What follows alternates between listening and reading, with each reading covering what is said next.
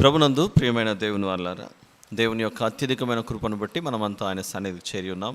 అందుకే మొదట దేవునికి మహిమ ఘనత ప్రభావం చెల్లిస్తూ చేరి వచ్చిన మీ అందరికీ మన దేవుడు రక్షకుడైన యేసు ప్రభు నామములో నా హృదయపూర్వక వందనములు తెలియజేస్తున్నాను. ప్రార్థన చేసుకొని ఆయన సహాయం చేత మనం వాక్య ధ్యానంలోనికి ప్రవేశిద్దాం. ప్రార్థన.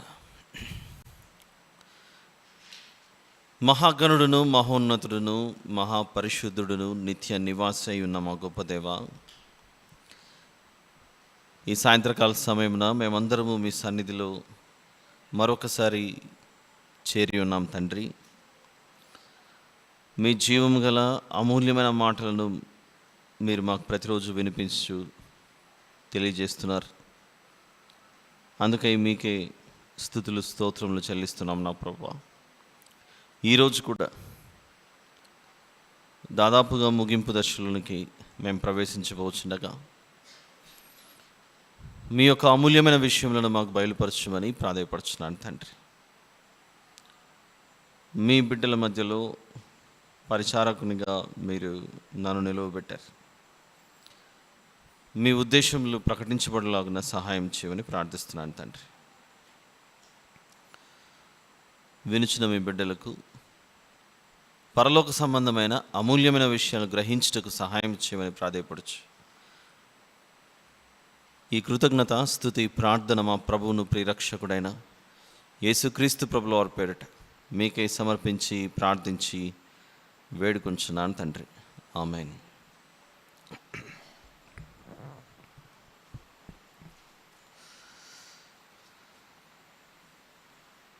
ప్రియులారా, నిర్గమకాండం కొంచెం సౌండ్ పెంచు బగ్గి. అయితే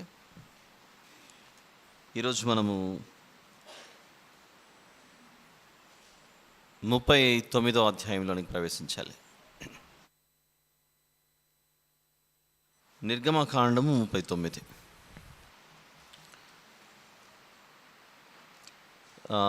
ఉత్తర ప్రత్యుత్తరాలుగా ఎంతవరకు చదివారు మీరు? 39 అయిపోయిందా? Okay, good. 39.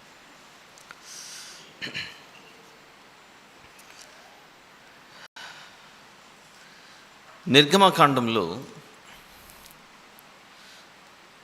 3 భాగాలు.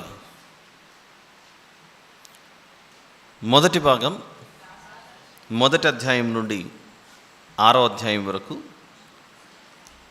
దాసత్వం, 7 నుండి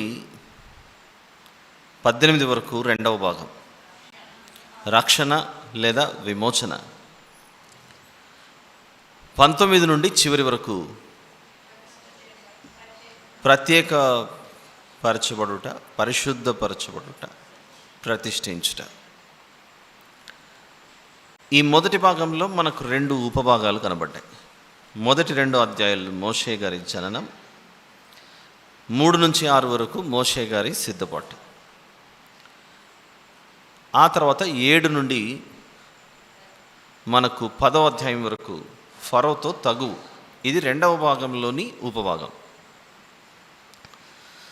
11 నుండి 15 వరకు ఇశ్రాయేలీయుల నిర్గమం. ఎక్కడి నుండి ఎక్కడికి? ఐగుప్తులో నుండి అరణ్యంలోనికి.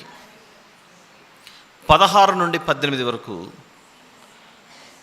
ఎర్ర సముద్రం దాటుకున్న తర్వాత సీనాయి పర్వత ప్రయాణం చేశారు. ఎర్ర సముద్రాన్ని దాటుకున్న తర్వాత ఏ నెలలో వీరు బయలుదేరారు? ఆబీబను మొదటి నెల. దీనికి ఉన్న మరో పేరే నీసాను మాసం. ఈ మొదటి నెలలో ఏ రోజున వీరు బయలుదేరారు? 14వ తేదీ అర్ధరాత్రి, అంటే 15వ తేదీలో ఎంటర్ అయిపోయారు. ఎన్ని దినముల ప్రయాణం జరిగింది సీనాయి పర్వతం వద్దకు రావడానికి? 45 నుండి 46. ప్రస్తుతానికి ఇశ్రాయేలీయులంతా ఎక్కడున్నారు? సీనాయి పర్వతం వద్దకు ఏ రోజున ఏ నెలలో చేరుకున్నారు? వచనం చూపించండి. సీనాయి పర్వతం వద్దకు వీరు ఎప్పుడు చేరుకున్నారు? 19వ అధ్యాయం మొదటి వచనం. నిర్గమకాండం 19 మొదటి వచనం. మొదటి వచనంలో ఇశ్రాయేలీలు ఐగుప్తు దేశం నుండి బయలుదేరిన 3వ నెలలో, అంటే ఇంచుమించు ఎన్ని రోజుల ప్రయాణమైంది వీరిది? 45 to 46 days, 45 నుండి 46 రోజులు. 3వ నెలలో మొదటి రోజే అక్కడికి చేరుకున్నారు.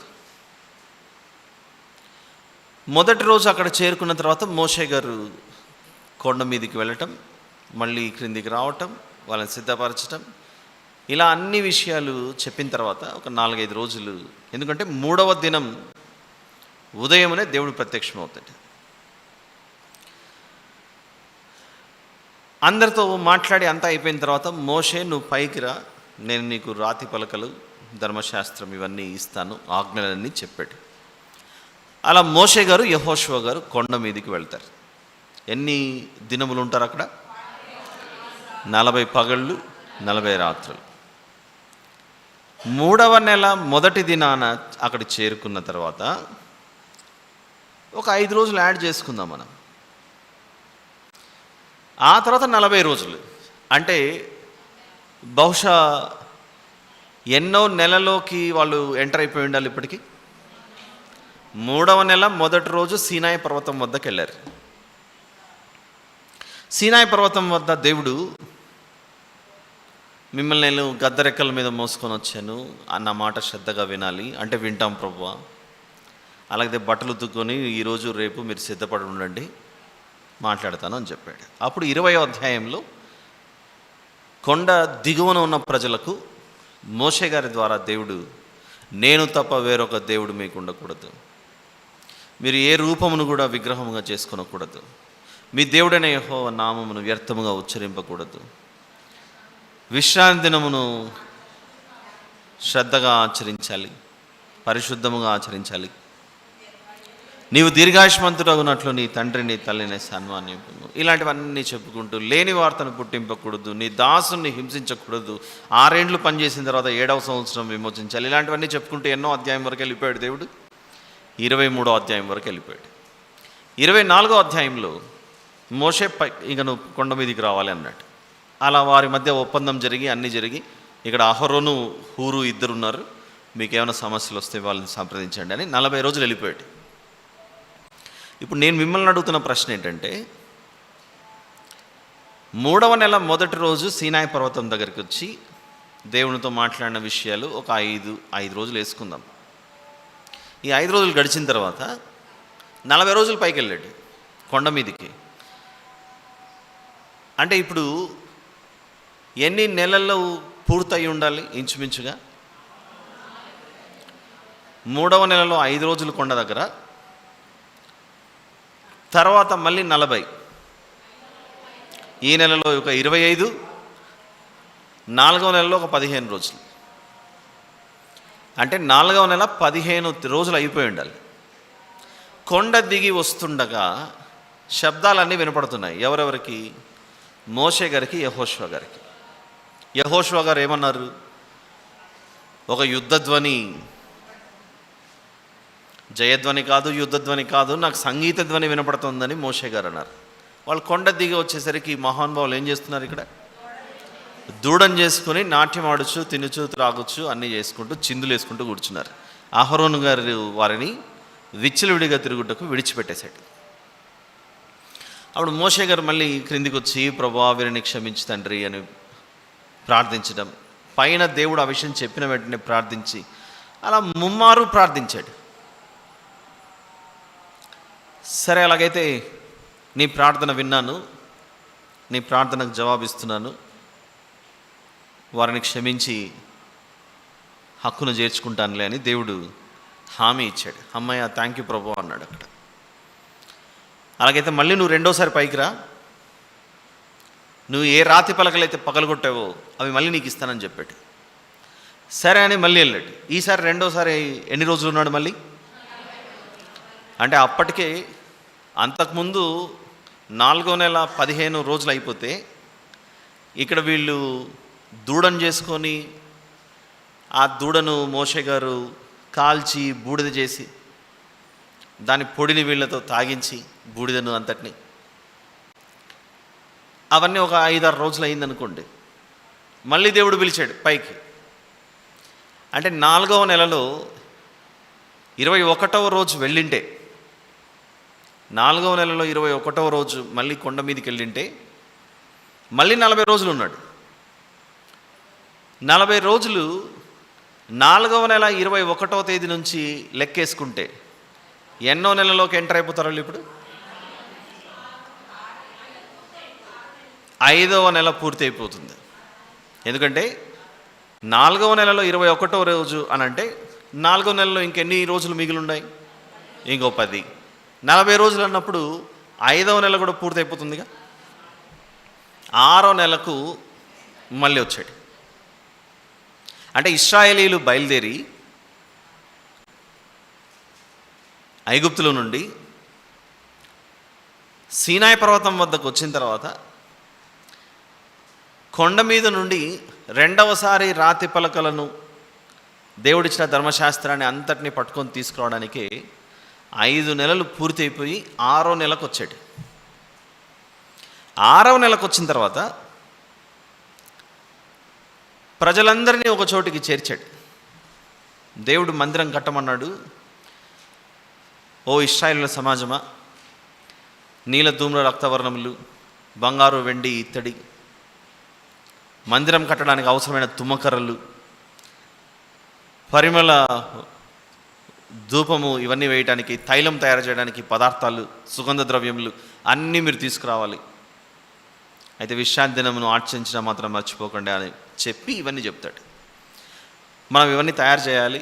దేవుడు చెప్పాడు మందసం తయారు చేయాలి, రొట్టెలు ఉండే బల్లను తయారు చేయాలి, ధూప వేదికను తయారు చేయాలి, దీపస్తంభం తయారు చేయాలి, తెరలు చేయాలి, బయట గంగాళం ఉంది, దానికి బయట బలిపీఠం ఉంది, కాంపౌండ్ అంతా తయారు చేయాలి, ఇవన్నీ వస్తువులు కావాలి మనకు అని చెప్పేసరికి వీళ్ళందరూ మళ్ళీ వెనక్కి వెళ్ళిపోతారు. దేనికి? ఆ రా మెటీరియల్ అంతా తీసుకురావడానికి. రా మెటీరియల్, ముడి పదార్థాలన్నీ తీసుకొని వచ్చిన తర్వాత మీరు అన్నీ తెచ్చారు, బాగానే ఉంది, ఇదిగో ఈ మందిరం అంతా నిర్మించడానికి ఏర్పాటు చేయడానికి దేవుని ఆత్మతో ఒకరు నింపాడు. అతని పేరు బెసలేల్, యూదా గోత్రానికి సంబంధించిన హూరు మనవడును ఊరు కుమారుడైన బెసలేలు, అతనికి తోడుగా అహోలియాబ్, అహీసామా కుమారుడైన అహోలియాబును ఏర్పాటు చేసుకున్నారు దేవుడు. వీళ్ళిద్దరు ఆధ్వర్యంలో ఈ మందిర ఆనికి అవసరమైనటువంటివన్నీ వాళ్ళు తయారు చేస్తారు అని చెప్పినప్పుడు ప్రజలందరూ చాలా బహు విస్తారంగా వాటిని తీసుకొని వస్తారు. ఏమేమి తీసుకొస్తారు? బంగారు, వెండి, రకరకాలైనటువంటి, ఇంక్లూడింగ్ తుమ్మకర్రలు. ఎక్కడెక్కడో వెళ్ళాలి, గొడ్డలు పట్టుకొని వెళ్ళాలి, తుమ్మకర్రలు తీసుకురావాలి. పచ్చి మ్రాణులతో చేయలేరుగా. చెప్పిన వెంటనే దగ్గర దూరము ఉన్నటువంటి చెట్లన్నీ నరికి ఆ తుమ్మకర్రలకు అవసరమైనవన్నీ తీసుకొని రావడం, ఇవన్నీ చేయడానికి. ఎందుకంటే పక్కన పలకలు కూడా చేయాలి, చెక్క పలకలు తుమ్మకర్రలు ఒకటే కాదు, చెక్కలు కూడా చేయాలి. అంత చెక్క, అంత పెద్ద అప్పటికప్పటికి అవన్నీ తయారు చేయాలంటే ఆ చెట్లు తీసుకురావాలి, వాటిని ఎండబెట్టాలి, అవి ఎండాలి, లోపల ఉన్న తడంతా వెళ్ళిపోవాలి. ఆ విధంగా అవి ఎండేలోపు మిగిలినవన్నీ చేసుకుంటూ పదార్థాలన్నీ సమకూర్చడం. ఇంకా చెప్పాలంటే అందులో రకరకాలైన వస్తువులు మనకు కనపడ్డాయి.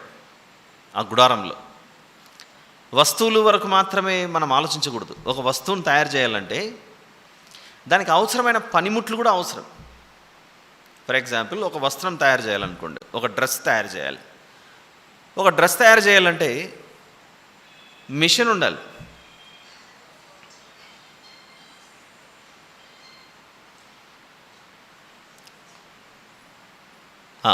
విందాం.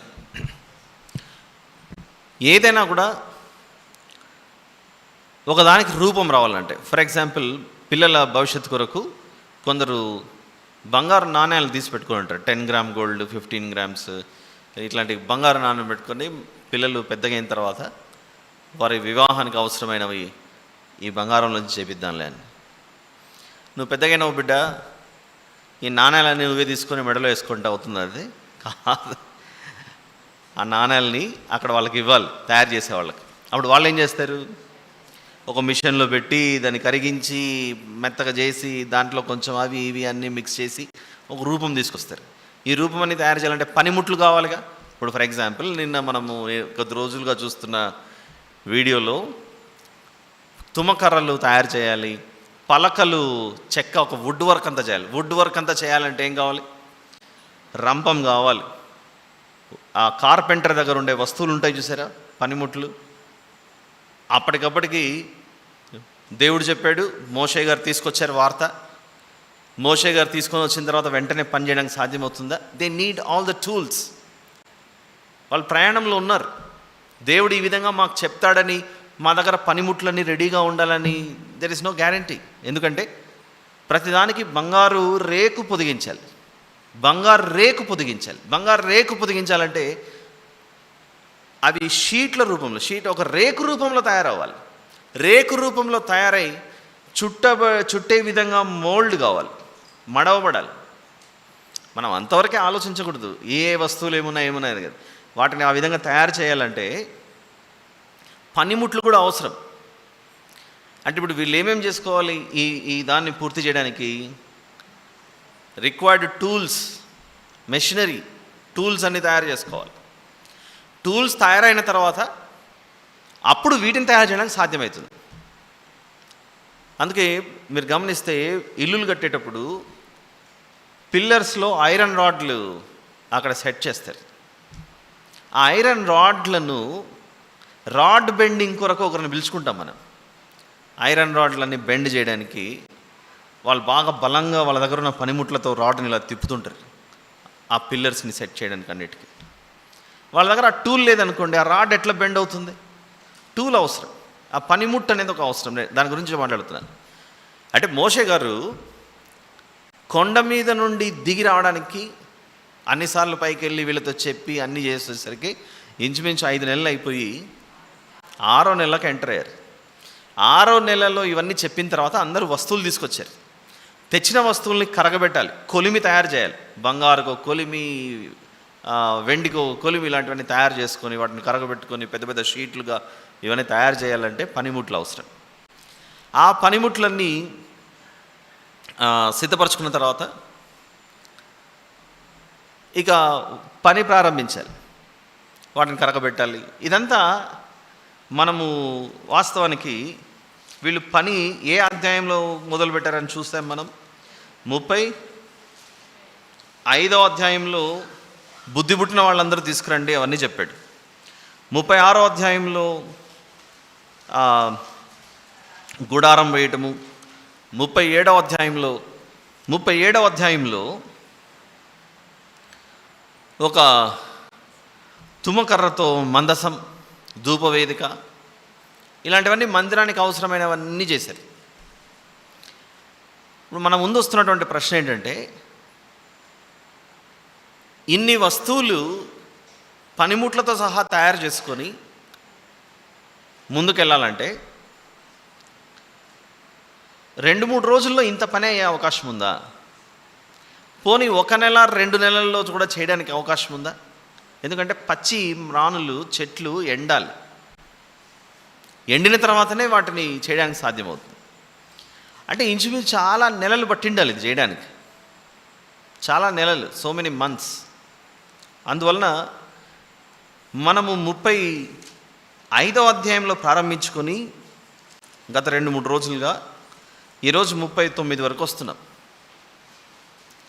ప్రభుచితమైతే 40లో కూడా ప్రవేశిస్తాం.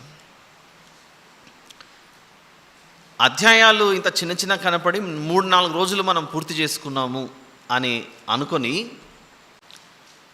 ఈ గుడారాన్ని నిర్మించడానికి 5 రోజులు పట్టింది అని అనుకుంటే మనం పొరపాటు పడుతున్నాము. అది నేను చెప్పాలనుకుంటున్నాను. ఇది చాలా నెలలుగా తీసుకున్నటువంటి సమయం ఇది. అయితే మీకు మరొక విషయం కూడా నేను చెప్పాలనుకుంటున్నాను. ఈ 40 రోజులు నిర్గమకాండంలో మీరు విన్న చాలా విషయాలు, ఇప్పటి వరకు ఈ చాలా విషయాలు అర్థం చేసుకోవడానికి కొందరు, అందరూ అనుకోవచ్చు నేను చాలా కష్టమైండొచ్చు, ఏంటబ్బా ఇవన్నీ అర్థం చేసుకోవడానికి చాలా ఇబ్బందిగా ఉందని. ఇక్కడ మీరు విన్న ఈ విషయాలన్నీ చాలా షార్ట్ మెసేజెస్, చిన్న చిన్న మెసేజెస్, చిన్న చిన్న వాక్యాలు. మీరు నేను రోజు ఒక గంటన్నర, కొన్ని సందర్భాల్లో స్పెషల్గా మనం పెట్టుకొని 2 hours కూడా కూర్చున్నాం. 2 గంటల ఎట్లా గుర్తుంటాయబ్బా అని అట్లాంటి ప్రాబ్లమ్స్ వచ్చిండొచ్చు. 2 గంటలు 3 గంటలు ఒకవేళ ఇక్కడ మనం వివరించుకున్నా, నేను అంటున్నాను ఇవి చాలా పెద్ద సుదీర్ఘమైన సందేశాలు అని మాత్రం ఎవరు భావించకండి. ఇవి చాలా చిన్నవి. ఎందుకు చాలా చిన్న చిన్న సందేశాలు అంటున్నాను చెప్పనా? ఈ గుడారమును ఏర్పాటు చేయడానికి మోషే గారిని దేవుడు మొదట పిలిచినప్పుడు ఎన్ని రోజులు ఉన్నాడు? పైన 40 రోజులు. 40 రోజులు దేని గురించిన విషయాలు మోషే గారు విన్నారు? పరలోక సంబంధమైన విషయాలు దేవుడు చెబుతుంటే వింటూ కూర్చున్నాడు. అక్కడ భోజనం ఏమైనా చేశాడా? నీళ్ళు ఏమైనా తాగాడా? మనలాగా దేవుడు ఒకవేళ నువ్వు భోజనము నీళ్లు మాత్రమే కాదు మోషే, నాతో ఉన్నావు కనుక ఇదిగో పగలైపోయింది, రాత్రికి వచ్చేపు పడుకో, 40 రోజుల్లో ఉదయం అయితేనే నువ్వు కొంచెం బ్రష్ చేసుకొని ఫ్రెష్ అప్ అయి మళ్ళీ వచ్చి కూర్చో క్లాస్కి అని మోషే గారిని 40 రోజుల్లో అక్కడ దేవుడు ఆ రీతిగా, ఇదిగో మన ఇద్దరం మాట్లాడుకుంటూ 10 గంటలు అయిపోయింది కాబట్టి కొంచెం 8 గంటలు 6 గంటలు కొంచెం నిద్రపోయి కొంచెం ఫ్రెష్ అప్ అయ్యి కాళ్ళు చేతులు ముఖం కడుక్కొని మళ్ళీ నా దగ్గరికి రా, రేపు మళ్ళీ మొదలు పెడదాంలే అనే అవకాశం ఉంటుందా అక్కడ? లేదు. మొదటిసారి మోషే గారు 40 రోజుల పైన ఉన్నప్పుడే దేవుడు మాట్లాడుతున్నాడు. ఓకే ప్రభువా, నువ్వు చెప్పినట్లు చేస్తాం ప్రభువా, సరే ప్రభువా, వింటున్నాను ప్రభువా, నువ్వేం డిస్టర్బ్ అవ్వట్లేదు కదా మధ్య మధ్యలో, ఇలాంటివన్నీ ఏకదాటిగా 40 పగళ్ళు 40 రాత్రులు దేవుడు చెప్తుంటే మోషే గారు వింటా కూర్చున్నారు. మనము 40 రోజులు రోజంతా కాదు 1 గంట, 40 రోజులు రోజంతా కాదు 1.5 గంట. పోనీ మీరు అట్లే అన్నారండి, 1 గంట గంటన్నర అన్నారు, చాలాసార్లు 2 గంటలు తీసుకున్నారు. ఓకే 2 గంటలు తీసుకున్నాను అనుకోండి, యావరేజ్గా 2 గంటలు తీసుకున్నా. ఈ 40 రోజుల ప్రయాణంలో నేను మొదటి రోజు రాలేదు, ఈ సంవత్సరం యాబ్సెంట్. మొదటి రోజు రాలేదంటే ఇప్పటి వరకు నేను ఎన్ని రోజులు వచ్చిండొచ్చు? ఒకవేళ శనివారం 40 అయిపోయినా నేను 39 రోజులు. 39 రోజుల్లో గంటన్నర సగటు యావరేజ్. ఎందుకంటే ప్రారంభపు రోజుల్లో నేను మిమ్మల్ని 8:30కి అంతా వదిలేశాను, ఆ తర్వాత మళ్ళీ టైం పెంచుకుంటూ వచ్చానులేండి.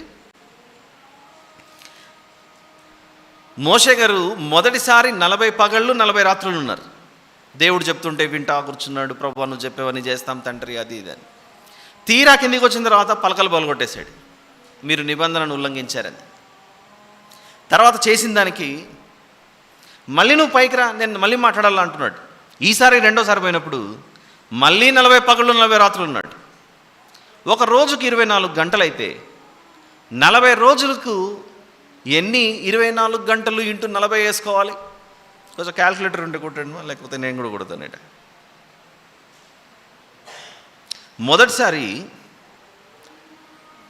40 రోజులు ఇంటూ 24 గంటలు 960 గంటలు. అలా ఎన్నిసార్లు ఉన్నాడు మోషే గారు? 2 సార్లు ఉన్నాడు.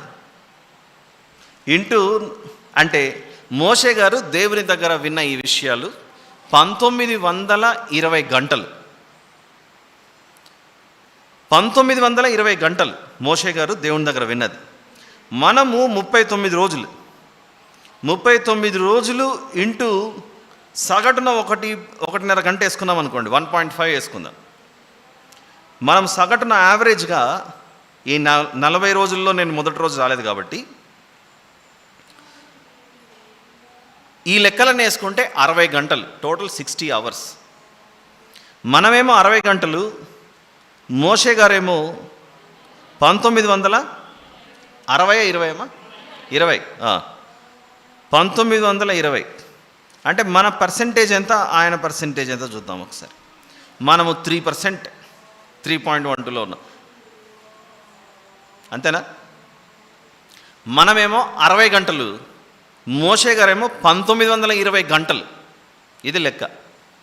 కాబట్టి మేము ఈ 40 రోజులు మందిరానికి వెళ్ళి చాలా పెద్ద పెద్ద సుదీర్ఘమైన సందేశాలు వినేసామండి. ఆయన 1.5 గంట 2 గంటలు కూర్చోబెట్టి చెప్తాడు, ఎక్కడైతుంది ఇదంతా, మా వల్ల కావట్లేదు అని మీరు అనుకుంటే, దేవుడు మోషే గారిని ఆ రీతిగా ఏర్పరచుకోవడంలో సాత్వికుడు చెప్పినవన్నీ ఖచ్చితంగా చేస్తాడనే ఆలోచనతో నమ్మకమైన వ్యక్తిగా భావించి పిలిపించుకొని అన్నీ చెబితే, విన్నవన్నీ ఏది మిస్ అవ్వకుండా వచ్చి దేవుడు ఇలాంటివన్నీ ఏర్పాటు చేయమన్నాడని చెప్పి అక్కడ ఏర్పాటు చేశాడు. ఇప్పుడు చెప్పండి, నిర్గమకాండానికి సంబంధించి ఇక్కడ మనమంతా విన్నది చాలా సుదీర్ఘమైన సందేశాల, చిన్న చిన్న సందేశాలే, వెరీ షార్ట్ మెసేజెస్. 40 రోజుల్లో దీన్ని ఎలా పూర్తి చేయాలి అని 1920 గంటలకు సంబంధించి 60 గంటలకు నేను దీన్ని కుదించాను. ఇలా పెద్ద పెద్ద షాపింగ్ మాల్స్లో మీరు తలగడ పిల్లో కొన్నారనుకోండి, ఆ పిల్లో ఒక కవర్లో కంప్రెస్ చేసి ఇస్తాడు. ఇంటికి వచ్చి కవర్ కట్ చేయగానే అది ఇట్లా పొంగి ఇలా పెద్దగా అవుతుంటుంది. అలా 1920 కదా, కరెక్ట్ వచ్చిందా లేక 1920 కదా, 1920 అవర్స్ విషయాన్ని ఇలా కంప్రెస్ చేసి కుదించి 60 గంటలు తీసుకొచ్చాను దాన్ని. By the way, for your kind information, మీరు 1920 గంటలకు మాత్రమే దాన్ని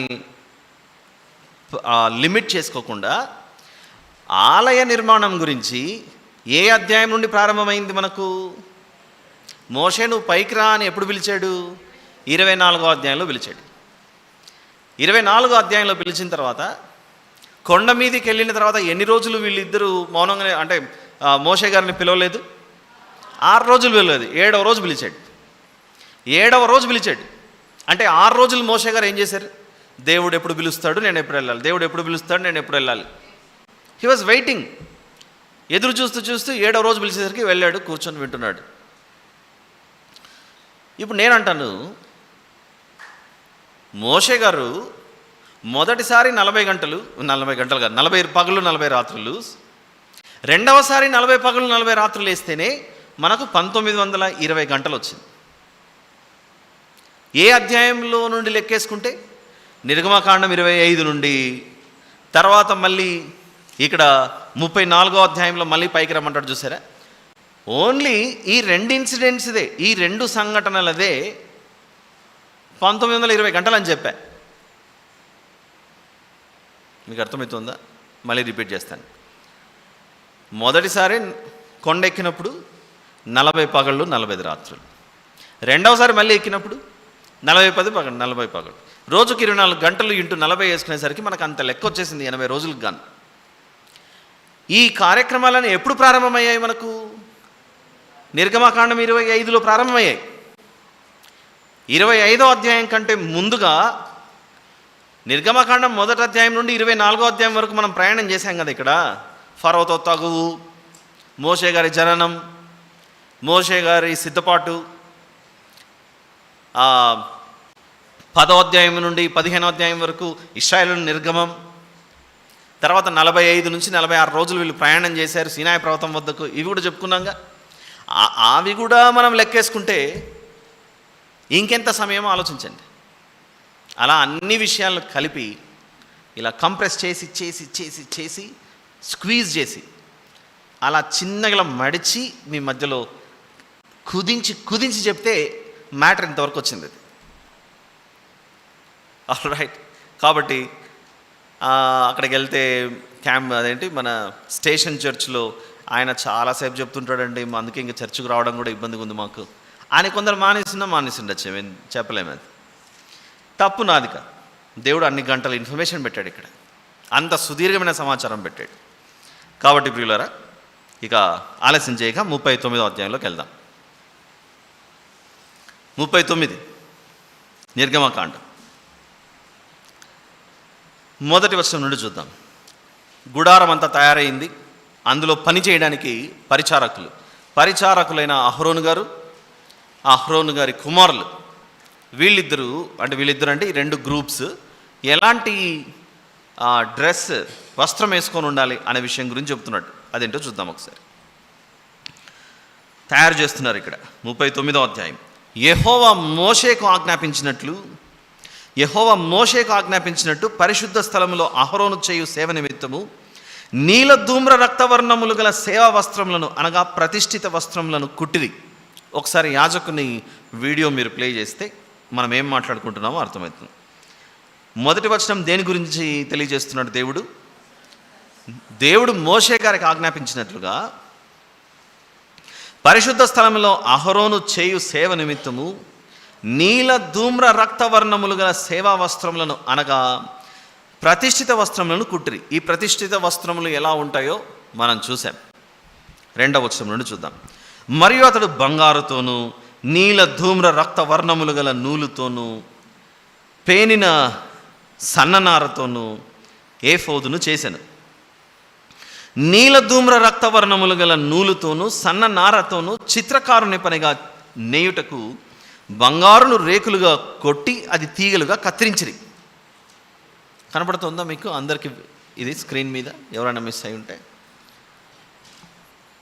కంప్లీట్ డ్రెస్ ఏమైనా కనపడే అవకాశం ఉందా? ప్లే చేస్తే ఎక్కడైనా కనపడుతుందేమో చూడండి. 3వ వచనం నుండి నీల ధూమ్ర రక్తవర్ణములు గల నూలుతోనూ సన్ననారతోనూ చిత్రకారుని పనిగా నేయుటకు బంగారును రేకులుగా కొట్టి అది తీగలుగా కత్తిరించిరి. చిన్న చిన్న దారాలుగా చేసి ఇవన్నీ ఏర్పాటు చేశారట. ఇది కంప్లీట్ డ్రెస్ కాదు. ఆ వీడియోలోనే ఏమన్నా కనబడుతుందేమో చూడండి.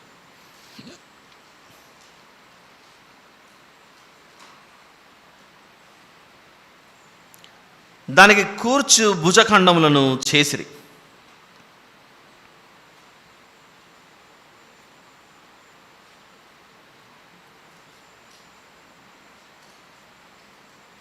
అలాంటి 5వ వచనం. దాని మీదనున్న దాని విచిత్రమైన దట్టి ఏకాండమై దానితో సమమైన పని కలిగి బంగారుతోనూ నీల ధూమ్ర రక్తవర్ణములు గల పేనిన సన్ననారతోనూ చేయబడెను. అట్లు యెహోవా మోషేకు ఆజ్ఞాపించెను. 6-7 వచనాలు. మరియు బంగారు జవలలో పొదిగిన లేత పచ్చలను సిద్ధపరచిరి. ముద్రలు చెక్కబడినట్లు ఇశ్రాయేలీయుల పేళ్లు వాటి మీద చెక్కబడెను. అవి ఇశ్రాయేలీయులకు జ్ఞాపకార్థమైన రత్నములగునట్లు ఏఫోదు భుజముల మీద వాటిని ఉంచెను. మీరు కనెక్ట్ అవుతున్నారా? భుజాల మీద ఏవైతే పెట్టారో ఆ రత్నములు అవన్నీ అట్లు యెహోవా మోషేకు ఆజ్ఞాపించాను. అది భుజముల మీద ఉన్నటువంటిది. నెక్స్ట్ 8వ వచనం. మరియు అతడు ఏఫోదు పని వలె బంగారుతోనూ నీల ధూమ్ర రక్తవర్ణములు గల పంక్తులతోనూ సన్ననారతోనూ చిత్రకారుని పనిగా పతకమును చేశాను. గుడ్, పెద్దగా చేయండి మా ఇది. ఇదిగోండి, భుజం మీద అయిపోయిన తర్వాత ఆయన తగిలించుకున్న ఆ బ్రెస్ట్ ప్లేట్, చెస్ట్ మీద ఉన్నటువంటిది, ఆ పతకం గురించి మాట్లాడుతున్నాడు. 9వ వచనం. అది చచ్చౌకముగా నుండెను. ఆ పతకమును మడతగా చేసిరి. మడత ఎందుకు? ఊరిము తుమ్మిము అనే వాటిని దాని లోపల పెట్టాలి. గుడ్. అది చచ్చౌకముగా నుండెను. 9వ వచనం. ఆ పతకమును మడతగా చేసిరి. అది మడవబడినదే జేనెడు పొడుగు జేనెడు వెడల్పు గలది. వారు దానిలో 4 పంక్తుల రత్నములను పొదిగిరి. 4 పంక్తులు చూస్తున్నారు కదా, ఒక్కొక్క రోలో 3 కనబడుతున్నాయి మనకు. పద్మరాగ నీల సూర్యకాంత మణులు గల పంక్తి 2వది. మొదటిదేమో మాణిక్య గోమేదిక మరకతములు గల పంక్తి 1ది. 12వ వచనం. గారుత్మతకము యష్మురాయి ఇంద్రనీలమును గల పంక్తి 3వది. రక్తవర్ణపు రాయి సులిమాని రాయి సూర్యకాంతమును గల పంక్తి 4వది. ఇంతకుముందు విన్నట్లే ఉన్నాయా? ఇవన్నీ కొత్తగా వింటున్నట్లు అనిపిస్తుందా? ఇంతకుముందు విన్నప్పుడు ఎవరికి చెప్తున్నారు? దేవుడు మోషే గారికి చెప్పారు. ఇప్పుడు మోషే గారు ఇశ్రాయేలులకు చెప్పిన తర్వాత వీళ్ళు చేస్తున్నారు. ఇక్కడ 39వ అధ్యాయంలో చేస్తున్నారు ఇవన్నీ. They are making it ready. 13వ వచనం. రక్తవర్ణపు రాయి సులిమాని రాయి సూర్యకాంతమును గల పంక్తి 4వది. వాటి పంక్తులలో అవి బంగారు జవలలో పొదిగింపబడాను. అవి ఫిక్స్ చేయడానికి బంగారు హోల్డర్స్ లాంటివి చేసి దాంట్లో పెట్టారు. 14వ వచనం, ఆ రత్నములు ఇశ్రాయేలీయుల పేళ్ల చొప్పున 12 ముద్రల వలె చెక్కబడిన వారి పేళ్ల చొప్పున 12 గోత్రముల పేర్లు ఒక్కొక్క దాని మీద ఒక్కొక్క పేరు చెక్కబడెను. మొదటి కుమారుని పేరు ఏమై ఉండవచ్చు? రూబేను. చివరి కుమారుడు బెన్యామీను. అలా 12 మంది కుమారుల పేర్లు ఆ రత్నాల మీద పొదిగించారు. ఇప్పుడు 15వ వచనం, మరియు వారు ఆ పతకమునకు మేలిమి బంగారుతో అల్లిక పని అయిన గొలుసులు చేసిరి. గొలుసులు తగిలించుకోవడానికి పైన భుజానికి ఆ పతకానికి. వారు 2 బంగారు జవలు 2 బంగారు ఉంగరములను చేసి ఆ 2 ఉంగరములను పతకపు 2 కొనలను ఉంచి అల్లబడిన ఆ 2 బంగారు గొలుసులను పతకపు కొనలనున్న 2 ఉంగరములలో వేసి అల్లబడిన ఆ 2 గొలుసుల కొనలను ఆ 2 జవలకు తగిలించి ఏఫోదు భుజఖండముల మీద దాని ఎదుట ఉంచిరి. ఆల్ రైట్, ఇవన్నీ చదువుతుంటే మనకు అనిపించవచ్చు, ఎందుకబ్బా ఇంత డీటెయిల్గా దేవుడు ఇవన్నీ రాయించాలి అని. ఒకసారి చెప్తే అయిపోదా అని మనకు అనిపించవచ్చు. దయచేసి గమనించాలి, వీరు ఇంకా అరణ్యంలో ఉన్నారు. ఈ తరం వయసు అయిపోయినాక చచ్చిపోతుంది. మనుషులు ఎవరు శాశ్వతం కాదు భూమి మీద. మోషే గారి కాలంలో ఉన్న పెద్దలు వయసు అయిపోయిన తర్వాత వాళ్ళు నిద్రిస్తారు. వారి పిల్లలు కూడా కన్ను మూసి చనిపోతారు. వారి మనవాళ్ళు కూడా కన్ను మూస్తారు. ఆ తర్వాత ఇది ఆ రోజు ఏర్పాటు చేసినప్పుడు ఎంత కొత్తగా ఉందో ఒక 100 సంవత్సరాల తర్వాత కూడా మళ్ళీ అంతే కొత్తగా ఉంటుందా చెప్పండి? ఉండదు. 100 సంవత్సరాల తర్వాత అంతే కొత్తగా ఉండదు. కనుక దీనిని మళ్ళీ ఏం చేయాలి? వాళ్ళు తిరిగి కొత్త ఐటమ్స్ అన్నీ మళ్ళీ తయారు చేసుకుంటూ పోతూ ఉండాలి. నంబర్ 1. తర్వాత నంబర్ 2, మనం బట్టలు కొనడానికి షాప్కి వెళ్ళామనుకోండి, మనందరి బాడీ సైజెస్ ఫిట్నెస్ అంటే ఫిట్ అందరికీ ఒకటే సైజులో డ్రెస్సులు సరిపోతాయి చెప్పండి? ఒక షర్ట్ ఉందనుకోండి, ఒకరికి 38 సైజ్ కావచ్చు, ఒకరికి 40 కావచ్చు, ఇంకొకరు 42 కావచ్చు, ఇంకొకరు 44 కావచ్చు. ఇక్కడ ఈ వస్త్రాన్ని కుట్టినప్పుడు ఆ కాలంలో ప్రధాన యాజకుడు ఎవరు? అహరోన్ గారు. అహరోన్ గారు శాశ్వత కాలం జీవించే అవకాశం ఉందా? లేదు. అహరోన్ గారి కొలతల ప్రకారంగా ఈ యొక్క వస్త్రాన్ని తయారు చేశారు. అహరోన్ గారు కన్ను మూసిన తర్వాత ఎవరు రావాలి? అతని సంతానంలో ఉన్న కుమారుడు రావాలి. వాళ్ళ నాన్నగారు ఎంత హైట్లో ఉన్నారో, వాళ్ళ నాన్నగారు ఎంత వెడల్పు ఉన్నాడో, అంటే చెస్ట్, హ్యాండ్స్, లెగ్స్, థైస్, ఇవన్నీ కుమారుడు కూడా అంతే సైజులో ఉంటాడని గ్యారెంటీ ఏంటి? అప్పటికే వాళ్ళ నాన్న ఎన్నో రోజులు ఆ డ్రెస్ వాడేసి ఉంటారు. వాళ్ళ నాన్నగారు పని చేసేటప్పుడు అంతా అహరోన్ గారు ఆ డ్రెస్ వాడేసి ఉంటారు. ఇదిగో బాబు, మీ నాన్న వేసుకునేది నువ్వు వేసుకోవాలి. బాగుంటే వేసుకుంటాడు, సైజ్ సరిపోతే వేసుకోవచ్చు, లేదంటే ఇప్పుడు ఏం చేయాలి? మళ్ళీ మనకు ఈ నిర్గమకాండంలో ఏ మెజర్మెంట్స్ అయితే చెప్పాడో దేవుడు, ఆ మెజర్మెంట్స్ ప్రకారంగా మళ్ళీ రాబోయే తరాలకు వీటిని సిద్ధపరుస్తూ పోతుండాలి. ఎందుకు మీకు ఈ విషయం చెప్పాను? ఇవన్నీ ఏంటబ్బా ఇన్ని కొలతలు, ఇవన్నీ వినిండేదే చెప్పిండేదే విని మనం కూడా సంవత్సరానికి ఒక 3-4 సార్లు టైలర్ షాప్కి వెళ్ళచ్చు. కొన్ని సందర్భాల్లో ఏ మార్పు లేదనుకోండి, ఒక 2 నెలల క్రితం ఏవైతే నేను కొలతలు ఇచ్చానో అదే కొలతల్లోనే మళ్ళీ కుట్టేసారేస్తాం. అవి బాగా సెట్ అయ్యాయి అనుకోండి, ఆ సంవత్సరంలో ప్రతిసారి అదే కొలతలతో కుట్టించుకున్నాం, ఓకే. ఒక 3 సంవత్సరాలు అయిపోయింది. 3 సంవత్సరాల తర్వాత మనం అదే కొలతల్లో ఉంటామా చెప్పండి? మన బాడీ ఉండదు. ఆవిడ మళ్ళీ ఏం చేయాలి? మనిషి ఒకడే కొలతలు మారుతాయి. కొలతలు ఎప్పుడు మారచ్చు? మన శరీర ఆకృతిలో ఏదైనా మార్పులు జరిగితే. దీని గురించి ఇంత ఎక్స్ప్లెనేషన్ నేను ఇవ్వాల్సిన అవసరం లేదు, దయచేసి అర్థం చేసుకోండి. నిర్గమకాండంలో ఇవన్నీ కొలతలు ఇన్ని ఇచ్చాడంటే, నాయన ఇది శాశ్వత కాలం ఉండేది కాదు, రాబోయే తరాలలో మనుషులు మారినప్పుడంతా, ఇవి దెబ్బతిన్నప్పుడంతా, ఎందుకంటే ఇది ఒక గుడారం తెరలతో తయారు చేయబడింది. తెరలతో తయారు చేయబడినప్పుడు ఎండ, గాలి, వాన ఇవన్నీ తగిలినప్పుడు దాని తెరలు పాడవుతాయా? పాడు కావా? ఖచ్చితంగా పాడవుతాయి. అప్పుడు అయ్యో గుడారం అంతా ఇలా పాడైపోయింది, తెరలన్నీ పాడైపోయాయి, మా ఇంట్లో ఉన్న దుప్పటి గొంగళ్ళన్నీ పట్టుకొచ్చి మా ఇంట్లో బెడ్షీట్లు ఉన్నాయి అవి కప్పుతానంటే ఒప్పుకుంటాడా దేవుడు? నో. మళ్ళీ సేమ్ దేవుడు ఇచ్చినటువంటి ఈ మెజర్మెంట్స్ ప్రకారంగానే మళ్ళీ వీటిని తయారు చేయాలి. మీకు అర్థమవుతా నేను చెప్తున్న విషయాలు. కాబట్టి బైబిల్లో ఇవన్నీ ఎందుకు రాశాడు ఏంటి అనేది మనము తొందరపడి అపార్థం చేసుకోకూడదు. విందాం. 39వ అధ్యాయం 19 నుండి. మరియు వారు 2 బంగారు ఉంగరములను చేసి ఏఫోదు ఎదుటనున్న పతకపు లోపలి అంచున దాని 2 కొనలకు వాటిని వేసిరి.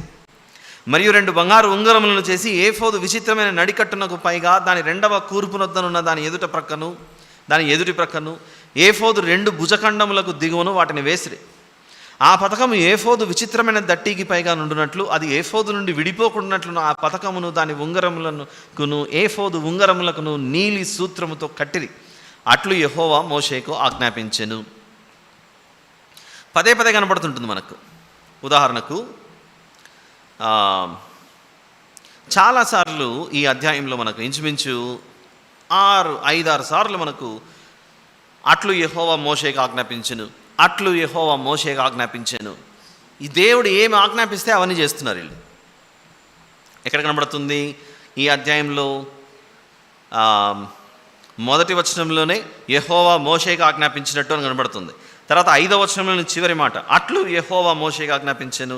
తర్వాత 7వ వచనం చివరి భాగంలో అట్లు యెహోవా మోషేకు ఆజ్ఞాపించెను. తర్వాత 21వ వచనంలో చివరి మాటలో అట్లు యెహోవా మోషేకు ఆజ్ఞాపించెను. ఎన్నిసార్లు రిపీట్ అవుతుంది చూడండి. ప్రభువా నువ్వు ఆజ్ఞాపించినావు తండ్రి, మేము చేస్తాం ప్రభువా. ఆ మాట మనము అనాలి. 22వ వచనం. మరియు అతడు ఏఫోదు చొక్కాయి కేవలం నీలి నూలుతో అల్లిక పనిగా చేశాను. పైన ఉన్నటువంటి నీలి నూలుతో ఉన్న వస్త్రం చూసారా? ఈ వస్త్రము, ఆ రంగు, ఇవన్నీ వివరించాను మీకు. ఆ ఎపిసోడ్స్ అన్నీ మీకు యూట్యూబ్లో మన ద బైబిల్ మెసేజెస్ ఛానల్లో ఉన్నాయి. ఏంటబ్బా డ్రెస్ చూపిస్తున్నాడు, ఈ రంగు చూపిస్తున్నాడు, ఇవన్నీ చూపిస్తున్నాడు, మాకు అర్థం అవ్వట్లేదు అంటే ఆ రోజు మీరు యాబ్సెంట్ అయితే నేనేం చేయలేను. కాబట్టి మిస్ అయిన వాళ్ళు వెనక్కి వెళ్ళి దాన్ని రెఫర్ చేసుకోవాల్సిందిగా మనవి చేస్తున్నాను. Okay, good. వచ్చేద్దాం. 22వ వచనం. మరియు అతడు ఏఫోదు చొక్కాయి కేవలం నీలి నూలుతో అల్లిక పనిగా చేశాను. ఆ చొక్కాయి మధ్యనున్న రంధ్రము కవచ రంధ్రం వలె ఉండెను. అది చినుగకుండునట్లు దాని రంధ్రమునకు చుట్టూ ఒక గోటు ఉండెను. గోటు అంటే కూడా వివరించాను. మరియు వారు చొక్కాయి అంచుల మీద నీల ధూమ్ర రక్తవర్ణములు గల పేనిన నూలుతో దానిమ్మ పండ్లను చేసిరి. కొంచెం దానిమ్మ పండ్లు చూపించమ్మా.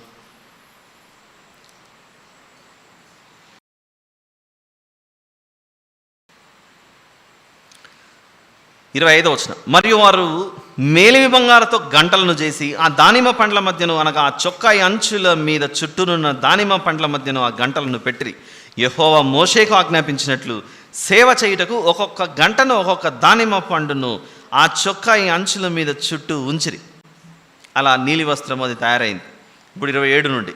మరియు యెహోవా మోషేకు ఆజ్ఞాపించినట్లు వారు అహరోనుకును అతని కుమారులకును నేత పని అయిన సన్ననార చొక్కాయిలను, సన్ననార అహరోను కుమారుల డ్రెస్ చూపించాలి ఇప్పుడు.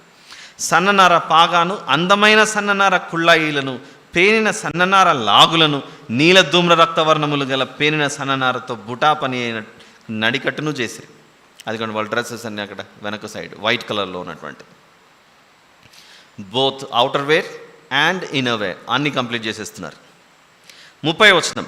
మరియు యెహోవా మోషేకు ఆజ్ఞాపించినట్లు వారు మేలిమి బంగారుతో పరిశుద్ధ కిరీట భూషణము చేసి చెక్కిన ముద్ర వలె దాని మీద యెహోవా పరిశుద్ధుడు. ఇదేమై ఉండొచ్చు? తల మీద ఆ బంగారు రేకు యెహోవా పరిశుద్ధుడు అని రాసి, యెహోవాకు ప్రతిష్ఠితం అని రాసి రాత రాసిరి.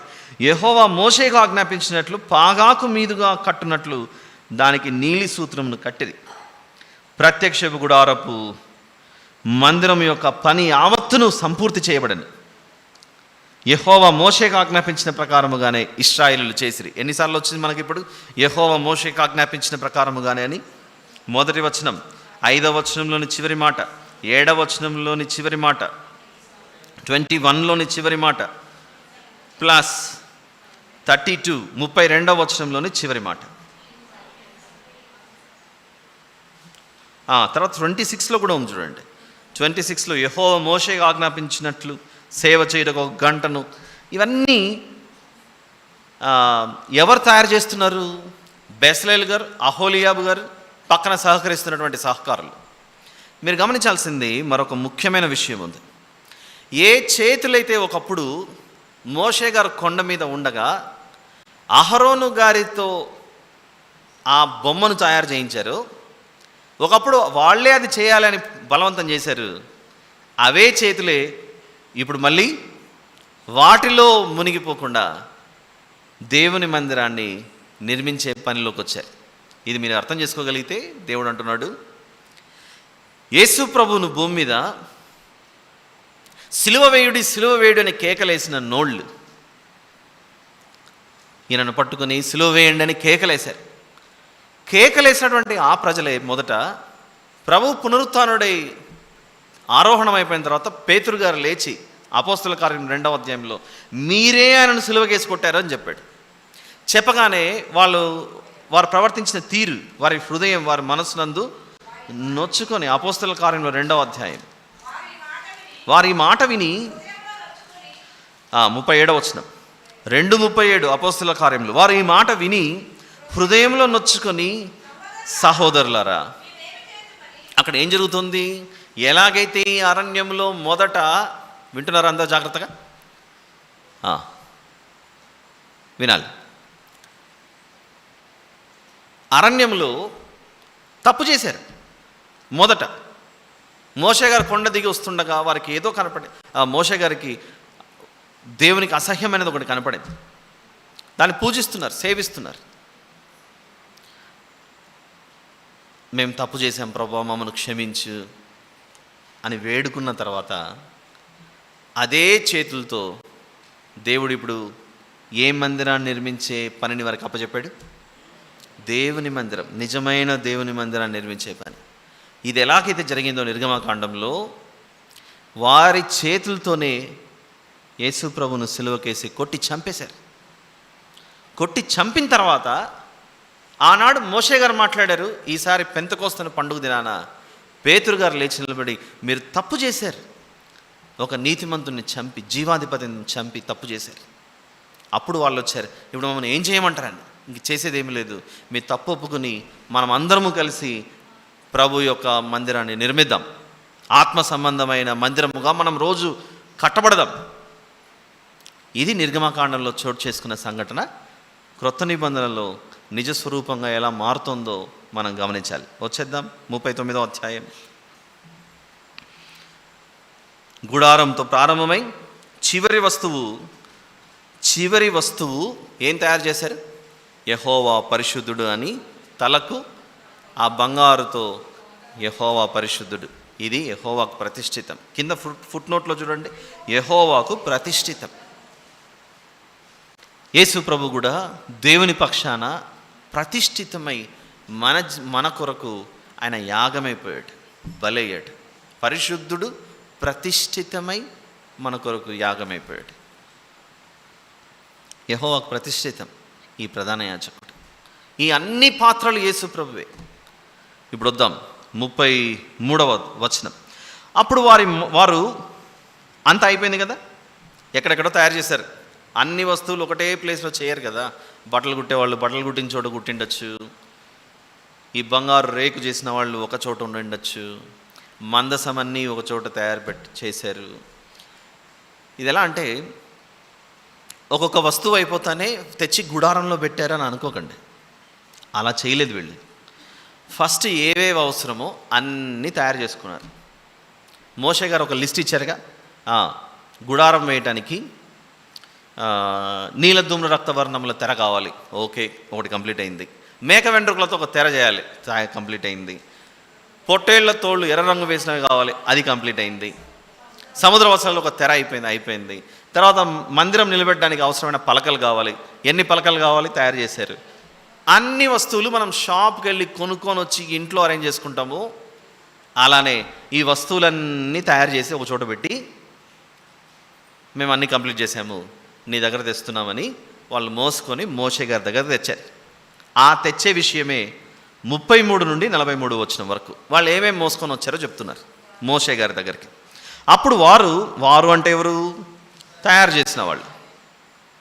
మందిరమును, గుడారమును, దాని ఉపకరణములన్నిటినీ, దాని కొలుకులను, పలకలను, కమ్ములను, స్తంభములను, దిమ్మలను, ఎరుపు రంగు వేసిన పొట్టేళ్ల తోళ్ల పైకప్పును, సముద్రవత్సల తోళ్ల పైకప్పును, కప్పు తెరను, సాక్ష్యపు మందసమును, దాని మోతకర్రలను, కరుణాపీఠమును, బల్లను, దాని ఉపకరణములన్నిటినీ, సముఖపు రొట్టెలు కూడా చేసుకొని వచ్చేసారు. ఇక పవిత్రమైన దీప వృక్షమును, సవరించు దాని ప్రదీపములను, అనగా దాని ప్రదీపముల వరుసను, దాని ఉపకరణములన్నిటినీ, దీపము కొరకు తైలమును, బంగారు వేదికను, అభిషేక తైలమును, పరిమళ ధూప ద్రవ్యములను, శాలా ద్వారమునకు తెరను, ఇత్తడి బలిపీఠమును, దాని కుండు ఇత్తడి జల్లెడను, దాని మోతకర్రలను, దాని ఉపకరణములన్నిటినీ, గంగాళమును, దాని పీటను, ఆవరణపు తెరలు, దాని స్తంభములను, దాని దిమ్మలను, ఆవరణ ద్వారమునకు తెరను, దాని త్రాళ్లను, దాని మేకులను, ప్రత్యక్ష గుడారంలో మందిర సేవ కొరకైన ఉపకరణములన్నిటినీ, పరిశుద్ధ స్థలంలోని యాజక సేవార్థమైన వస్త్రములను, మేము బట్టలు కూడా కొట్టేశాము అహరోన్ గారికి, ఆయన కుమారులకు, అనగా యాజకుడైన అహరోనుకు పరిశుద్ధ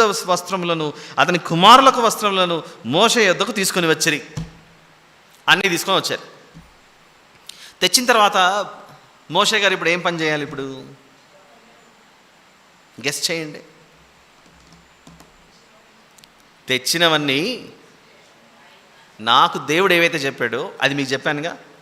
ఆయన ఏమైతే చెప్పాడో అదే రీతిగా మీరు తయారు చేశారో లేదో అన్నీ చెక్ చేస్తున్నాడు. అన్ని వస్తువులు, ఇన్ని కొలతలు, ఇప్పుడు తెర ఇంత పొడవు, ఇంత వెడల్పు ఉండాలని చెప్పాడు మోషే గారు. ఇంత పొడవు ఉందా లేదా, ఇంత వెడల్పు ఉందా లేదా అని చెక్ చేయాలి.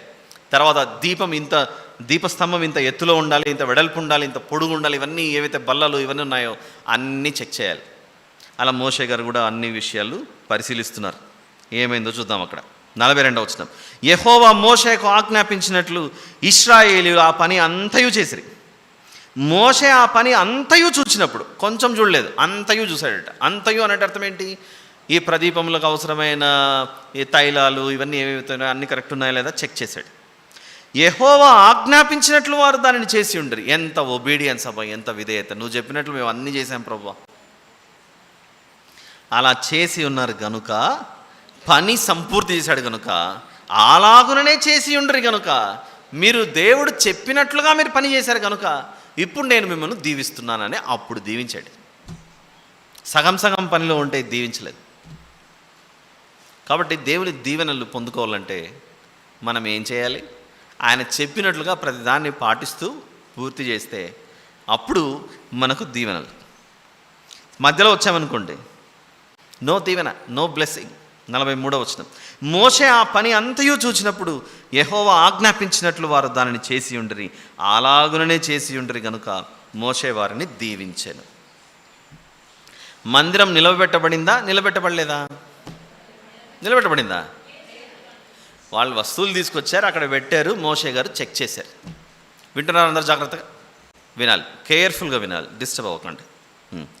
40వ అధ్యాయం, మరియు యెహోవా మోషేతో ఇట్లనండి. 40వ అధ్యాయం, మీరు అన్ని వస్తువులు వీళ్ళు తీసుకొచ్చారు, నువ్వు చెక్ చేసావు, వారిని దీవించావు, అంతా అయిపోయింది. ఇప్పుడు నువ్వు చేయాల్సింది ఏంటంటే, మోషే, మొదటి నెలలో మొదటి దినమున నీవు ప్రత్యక్షపు గుడారపు మందిరమును నిలువబెట్టవలెను అన్నాడు. మళ్ళీ ఇప్పుడు మొదటి నెల వచ్చింది. ఏంటిది? ఇది ఎన్నో మొదటి నెల? వెరీ గుడ్, కనెక్ట్ అవుతున్నారా? సెకండ్ ఇయర్ వచ్చేసింది. అంటే ఇప్పుడు ఈ ప్రత్యక్షపు గుడారాన్ని, ఈ వస్తువులన్నీ తయారు చేయడానికి వీళ్ళకి ఎన్ని నెలలు పట్టి ఉండాలి? ఇంచుమించు 6 నెలల నుండి 7 నెలల వరకు. ఎందుకంటే వస్తువులన్నీ తీసుకురావాలి, అన్నీ చేయాలి, అంతకాలం పట్టింది. ఈరోజు ఈ మెసేజ్కు ముందు స్టార్టింగ్ పరిచయపు మాటల్లో మీకు ఏ నెలకు సీనాయి పర్వతం వద్దకు చేరుకున్నారు, ఎన్ని సార్లు 40 రోజులు వెళ్ళాడు, అవన్నీ లెక్క చూసాం.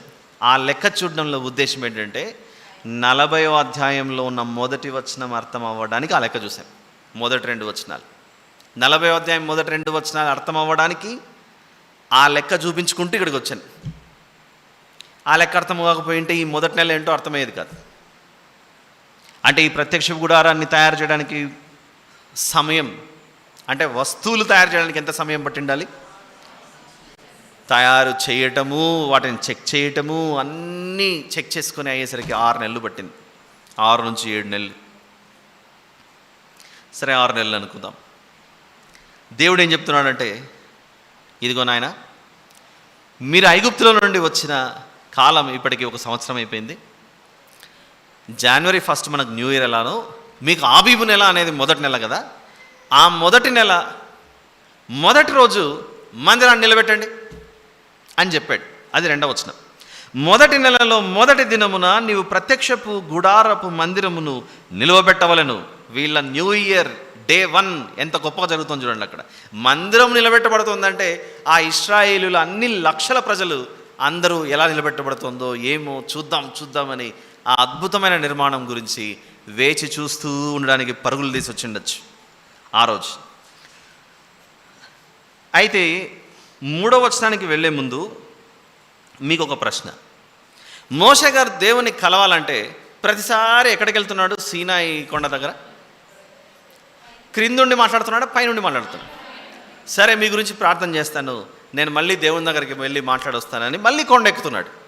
అంటే దేవుని కలవాలన్న ప్రతిసారి మోషే గారు ప్రజల్ని కొండ కింద వదిలిపెట్టాలి, ఈయన మాత్రం కొండపైకి వెళ్ళాలి. నిర్గమకాండం 40వ అధ్యాయానికి కూడా ఒకవేళ దేవుని కలవాలి అని అంటే మోషే గారు మళ్ళీ ఎక్కడికి వెళ్ళి కలవాలి?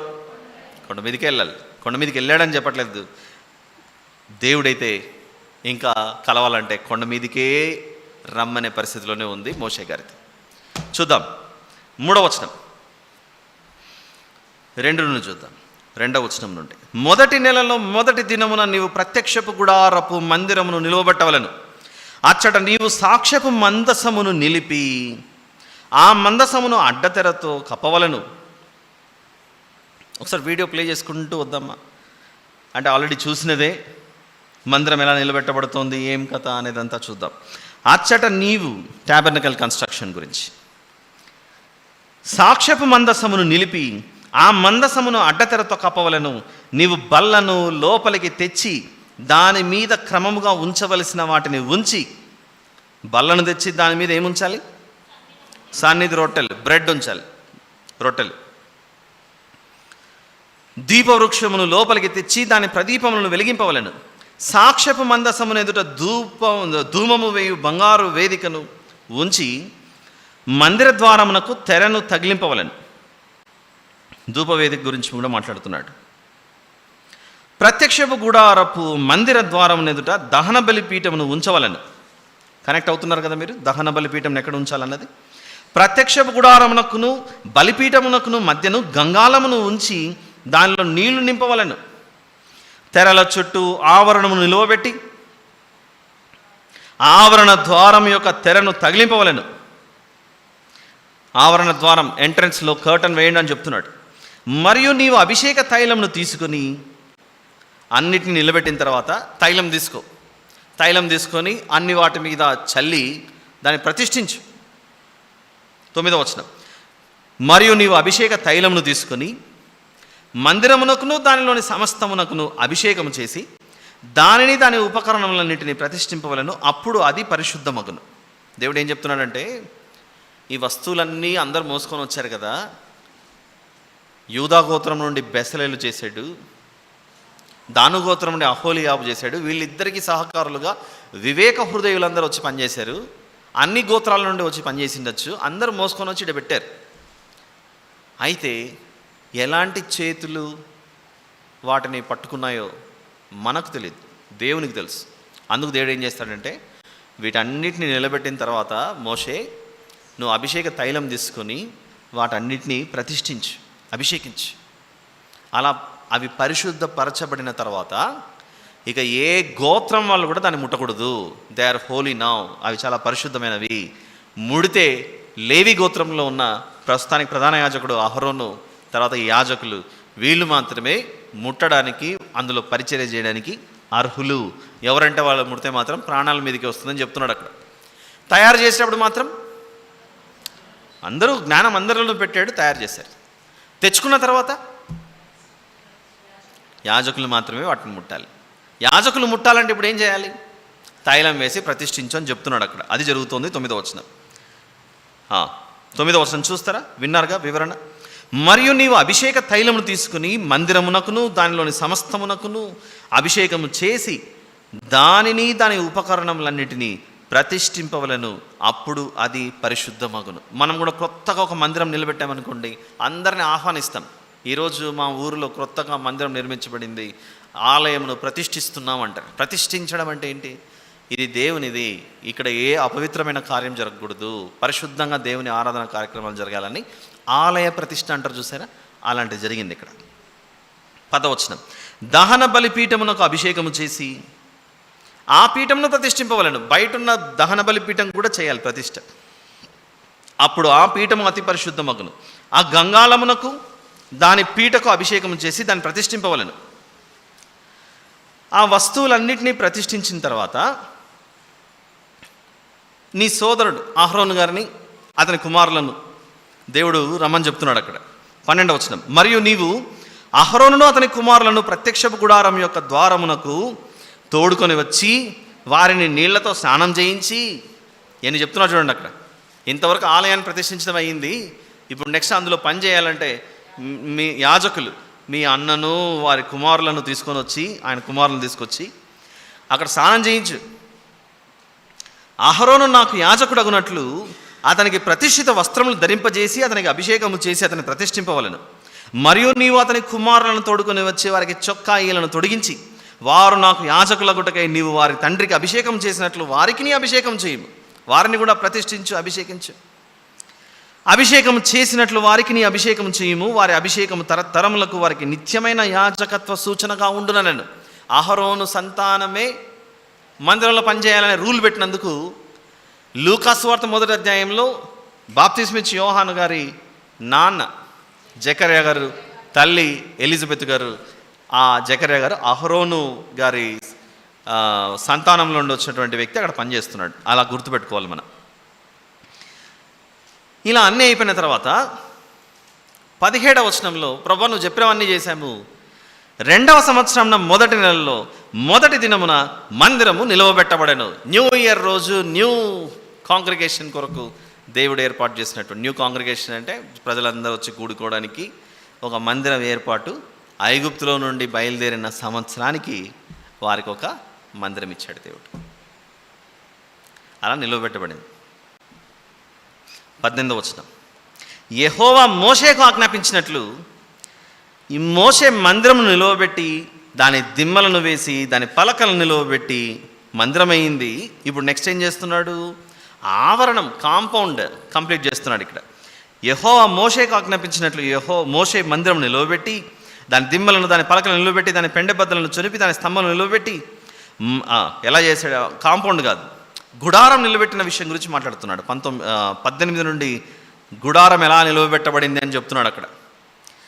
దిమ్మలు వేసాడు, దిమ్మల మీద పలకలు పెట్టాడు, దాని పెండెబద్దలను చొనిపి దాని స్తంభములు నిలవబెట్టి మందిరము మీద గుడారమును పరిచి దానిపైని గుడారపు కప్పును వేసెను.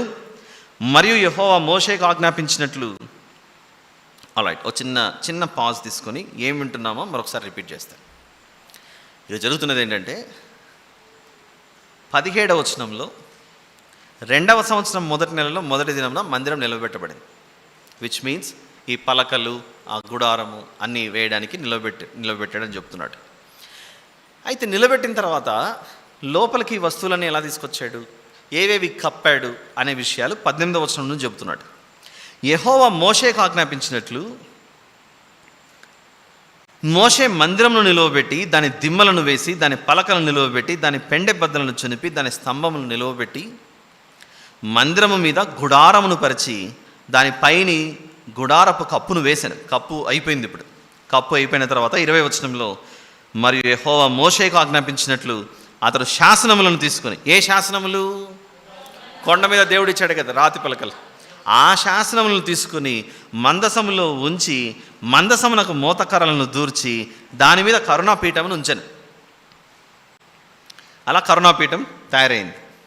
లోపల సిద్ధం చేసి లోపల పెట్టేశారు. 21, మందిరంలోనికి మందసమును తెచ్చి కప్పు తెరను వేసి సాక్ష్యపు మందసమును కప్పెను. ఇదే అడ్డతెర ఒకటి ఉంటుంది కదా, అతి పరిశుద్ధ స్థలాన్ని వేరు చేసే ఒక అడ్డతెర.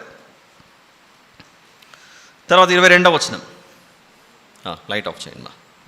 మరియు యెహోవా మోషేకు ఆజ్ఞాపించినట్లు అతడు ప్రత్యక్షపు గుడారంలో మందిరం యొక్క ఉత్తర దిక్కున ఏముంటుంది? బల్ల. అడ్డతెరకు వెలుపల బల్లను ఉంచి యెహోవా సన్నిధిని దాని మీద రొట్టెలను క్రమముగా ఉంచాను. ఇదిగోండి, ఆ బల్లను తయారు చేసి అక్కడ పెట్టాడు. 24వ వచనం, మరియు యెహోవా మోషేకు ఆజ్ఞాపించినట్లు అతడు ప్రత్యక్ష గుడారంలో మందిరమునకు దక్షిణ దిక్కున సౌత్లో ఏముండాలి?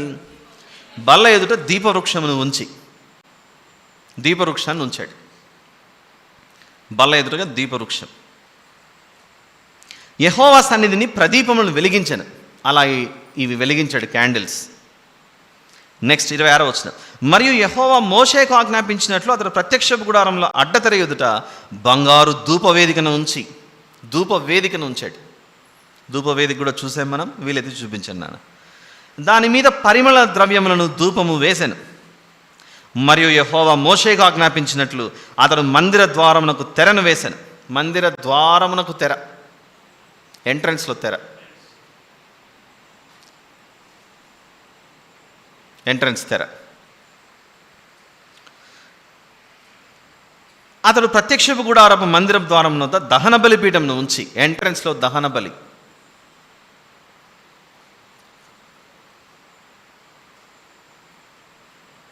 దహన బలి పీఠం.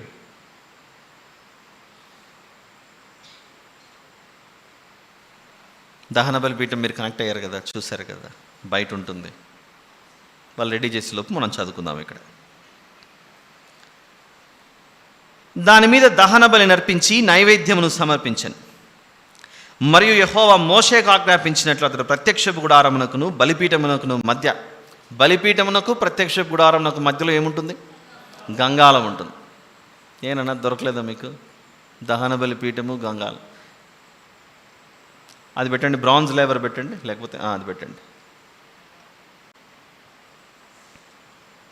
ఇదిగోండి, ఇటు దహన బలి పీఠం కనబడుతుంది, అది ప్రత్యక్షపు గుడారం, దాని మధ్యలో గంగాళం.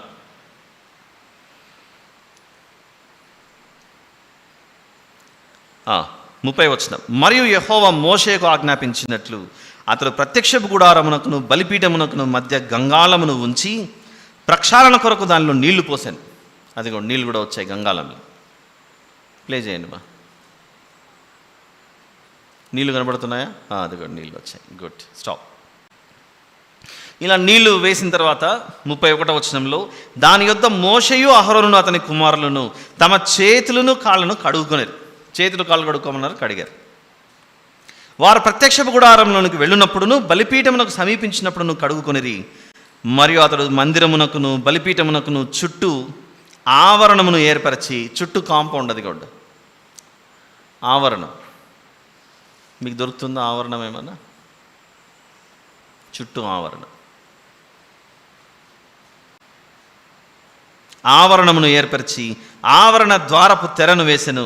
అలాగున మోషే పని సంపూర్తి చేసెను. ఒకసారి ఇక్కడ ఆగుదాం మనం. ఇప్పుడు ఇంకా 5 వచనాలు ఉన్నాయి కదా, చదివేస్తే అయిపోతుంది కదా అనుకోవచ్చేమో ఆ అధ్యాయంలో. లైట్స్ ఆన్ చేయండి మా,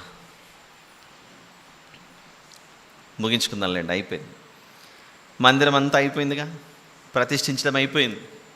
బయట దహన బలిపీఠాన్ని ప్రతిష్ఠించాడు, గంగాళం ప్రతిష్ఠించాడు, మొత్తం అంతా ప్రతిష్ఠించి అహరోను గారిని కుమారులందరినీ వారిని సిద్ధం చేసి, వారికి స్నానం చేయించి అన్నీ చేయించి వారిని పరిశుద్ధపరిచి సిద్ధం చేసిన తర్వాత, now the tabernacle is ready. అంతా అయిపోయింది ప్రభువా, నువ్వు చెప్పినట్లు అన్నీ చేశాం ప్రభువా అనేసరికి, అప్పుడు ఆయన కొండ మీద నుండి దిగుతున్నాడు.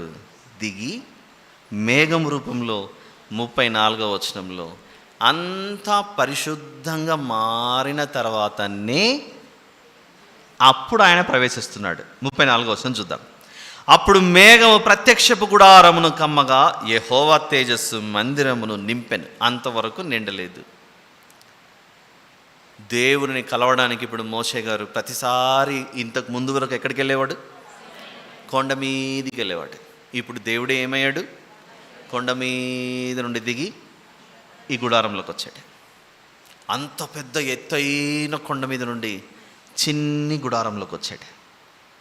లోపల అతి పరిశుద్ధ స్థలంలోకి వచ్చాడు.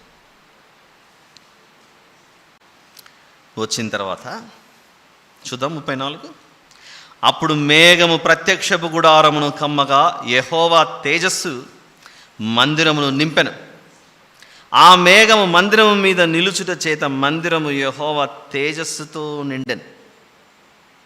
గనుక మోషే ప్రత్యక్షపు గుడారంలోనికి వెళ్ళలేకుండెను. మేఘము మందిరము మీద నుండి పైకి వెళ్ళినప్పుడెల్లను ఇశ్రాయేలీయులు ప్రయాణమైపోయిరి. ఇదే వారి ప్రయాణ పద్ధతి. ఆ మేఘము పైకి వెళ్ళని ఎడల అది వెళ్ళు దినం వరకు వారు ప్రయాణము చేయకుండ్రి. 36, 37, 38 మాత్రము యెహోవా తేజస్సు మేఘం వలె దిగినప్పుడు పగలది మేఘం వలె ఉంటూ రాత్రి అది వారికి వెలుగిచ్చుటకే అగ్నిలాగుండేది. ఇశ్రాయేలీయులు ఎలా ప్రయాణం చేసేవాళ్ళంటే మేఘం పైకి వెళ్ళినప్పుడంతా వారు ప్రయాణం చేసేవాళ్ళు, మేఘము నిలిచిపోతే వారు ప్రయాణం ఆపేవాళ్ళు అనే ఇన్ఫర్మేషన్ ఇచ్చాడు. కానీ ఇప్పుడే వీళ్ళు బయలుదేరి ప్రయాణం చేస్తున్నారని మాత్రం ఈ 40వ అధ్యాయంలో మీరు అనుకోకండి. ఇప్పుడు ఏం జరుగుతుంది? మందిరం నిలవబెట్టబడింది, లోపల వస్తువులన్నీ ఏర్పాటు చేశారు. అభిషేక తైలం తీసుకొని మందిరాన్ని అంతా ప్రతిష్ఠించాడు మోషే గారు. అంతా ప్రతిష్ఠించి అహరోను గారిని ఆయన కుమారులను వారిని సిద్ధం చేసి అందరినీ పరిశుద్ధపరిచిన తర్వాత దేవుడు పైనుండి పరిశీలించాడు. నేను చెప్పినట్లుగానే మోషే అంతా కంప్లీట్ చేశాడా, నా చిత్తానుసారంగా సమస్తం పూర్తి చేశాడా అని దేవుడు చెక్ చేసి, ఓకే నేను చెప్పినవన్నీ పూర్తి చేశారు, ఇప్పుడు ఇది పరిశుద్ధ స్థలంగా ఉంది కనుక నేను ఇప్పుడు కొండ మీద నుండి ఈ గుడారంలోనికి మందసమున్న చోటుకి వచ్చేయాలని వస్తే, అప్పుడు మోషే నాతో నువ్వు మాట్లాడడానికి ప్రతిసారి కొండ మీదకి వచ్చావు, ఈసారి కొండ మీదకి రావాల్సిన అవసరం లేదు. ఈ గుడారంలో ఇక గుడారం ఏర్పడింది కదా, ఎవరు పని చేయాలో చెప్పాడు. మీరు గమనిస్తే ఈ గుడారము ఎలా ఏర్పాటు చేయాలో చెప్పాడు. I'm repeating, try to understand. ఈ పాయింట్ మీరు మిస్ అయితే మిగిలిన చాలా విషయాలు భవిష్యత్తులో అర్థం చేసుకోవడం కష్టం. గుడారం ఎలా ఏర్పాటు చేయాలో చెప్పాడు, చెప్పినట్లుగానే గుడారం ఏర్పాటు చేశారు. గుడారంలో ఎవరు పని చేయాలో చెప్పాడు. ఎవరు పని చేయాలి? అహరోన్ గారు అతని కుమారులు. అయితే చెప్పకుండా మిగిలిపోయింది ఏంటి? ఆ గుడారంలో ఏమేమి పనులు చేయాలో చెప్పలేదు. ఇప్పుడు మనం మందిరానికి వస్తామండి, అందరము వచ్చి సైలెంట్గా కూర్చుంటే ఒక 2-3 గంటలు ఎవరు ఏం మాట్లాడకుండా సైలెంట్గా కూర్చుంటామా? లేదు. అక్కడ నడిపించే నాయకుడు మనం ప్రారంభ ప్రార్థన చేసుకుందాం. ప్రారంభ ప్రార్థన అయిన తర్వాత పాటలు పాడుకుందాం. పాటలు అయిన తర్వాత మనం ప్రార్థన, ఉత్తర ప్రత్యుత్తరాలు చదువుదాం. ఆ తర్వాత వాక్యం విందాం. ఆ తర్వాత ప్రకటనలు ఏమనుంటే ప్రకటనలు చేసుకొని ఆ తర్వాత ముగింపు ప్రార్థన చేసుకొని క్లోజ్ చేసుకుందాం. ఇదంతా ఒక పని అనేది జరుగుతుంది, చూసారా? ఇప్పుడు గుడారం ఏర్పడింది, ఎవరు పని చేయాలో చెప్పాడు, ఇక మిగిలిపోయిందేంటి? అక్కడ ఏం పని చేయాలో తెలియదు ఇంకా. అందుకు దేవుడు, మోషే నువ్వు లోపలికి వస్తే మందిరం లోపలికి, ఈ మందిరంలో ఏమేం పనులు చేయాలి, ఎలా పని చేయాలి, ఏం కథ, అన్ని విషయాలు చెప్తానని లేవియాకాండం 1వ అధ్యాయంలో లోపలికి పిలిచాడు. ఈ మందిరంలో ఏం పని చేయాలని 1వ అధ్యాయం, లేవియాకాండం 1వ అధ్యాయం చూడండి అక్కడ ఏం జరుగుతుందో. 1వ అధ్యాయం లేవియాకాండం 1వ అధ్యాయం 1వ వచనం. యెహోవా మోషేను పిలిచి ప్రత్యక్షపు గుడారములో నుండి అతనికి ఈలాగు సెలవిచ్చెను. పాయింట్ చూడండి అక్కడ. ఒకప్పుడు మోషే గారిని ఎక్కడికి రమ్మని పిలిచేవాడు? మోషే కొండ మీదకి రా, నీతో మాట్లాడాలంటున్నాడు. కొండ మీదకి వస్తే నీకు అన్ని విషయాలు చెప్తానన్నాడు. ఈసారి గుడారం ఏర్పాటు చేయబడింది, అంతా పరిశుద్ధంగా మారింది. ఇక కొండ మీద కాదు, నేను మందిరంలోకి వచ్చేసాను, మోషే లోపలికి రా అన్నాడు. అప్పుడు లోపలికి వచ్చిన తర్వాత ఇవేమేం పని చేయాలి, ఈ యాజకులు అహరోను ఏం చేయాలి, అతని యాజకులు ఏం చేయాలి, ప్రజలు ఏమేం చేయాలి, ఇలాంటివన్నీ గురించి తెలియజేసే పుస్తకమే లేవియాకాండం. ఇంతటితో దేవుని ప్రజలతో దేవుని నివాసం అనే ఆయన ఆకాశము నా సింహాసనం అన్నాడు, భూమి నా పాదపీఠం అన్నాడు. ఆకాశము నా సింహాసనం అన్న దేవుడు మొదట సీనాయి కొండ మీదకి వచ్చాడు. సీనాయి కొండ మీద నుండి ఎక్కడికి వచ్చేసాడు? ఈ గుడారము లోనికి వచ్చి దేవుని ప్రజలతో దేవుని నివాసం ఏర్పాటు చేసుకొని, మీరు నన్ను చేరుకోవాలంటే ఒక్కసారి లైట్ ఆఫ్ చేస్తే, నన్ను చేరుకోవాలంటే మీరు లేచి ఇక్కడ పైకి రావడం కాదు, నేను మీకు కొన్ని ఇమేజెస్ చూపించాను కాదు, పంపించాను. నా వెయిట్ అదే ఫస్ట్ వన్ అదేమ్మా, మీరు అది చూడండి. మందిరంలో లోపల అతి పరిశుద్ధ స్థలంలో మందసం, దక్షిణం వైపున దీపస్తంభం, మందసానికి ఎదురుగా ధూపవేదిక, ఉత్తరము వైపున సన్నిధి రొట్టెలు, గుడారము బయట గంగాళం, గుడారమునకును బలిపీఠమునకును మధ్యలో గంగాళం దాటుకొని మనం లోపల నుంచి బయటకు వస్తే అక్కడ బలిపీఠం. ఒకవేళ లోపలికి రావాలంటే బయట కాంపౌండ్ నుంచి రావాలనుకోండి, ఫస్ట్ వచ్చేది ఏ వస్తువు? బలిపీఠం. 2 గంగాళం, దానికి ఎదురుగా ధూపవేదిక, కుడివైపున బల్ల సన్నిధి రొట్టెలు, ఎడం వైపున దీపస్తంభం. దానికి లోపల దేవుడు నివసించే సింహాసనాసీనుడై ఉండే కరుణాపీఠం మందసం.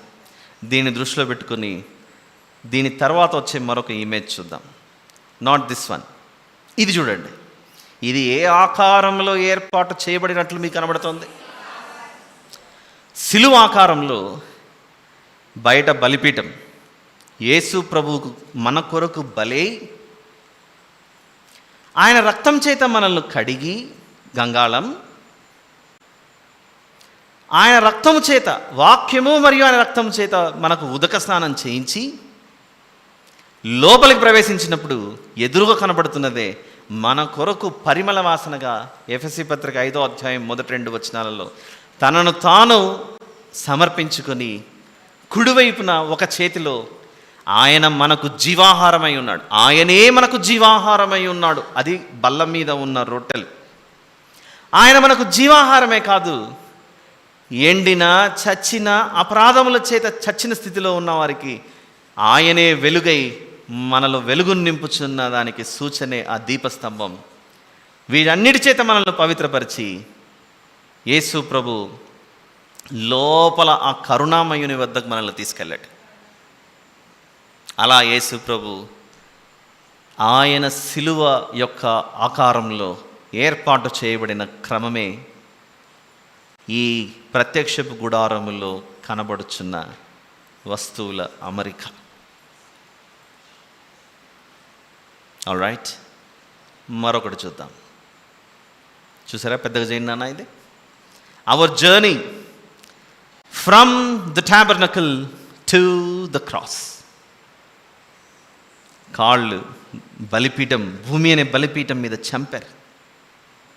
ఆయన కడుపులో నుండి బల్లెపు పోటు పొడిచినప్పుడు బయటికి వచ్చిన రక్తము, నీళ్లు మనల్ని కడిగి పవిత్రపరుస్తున్నాయి. గంగాళం.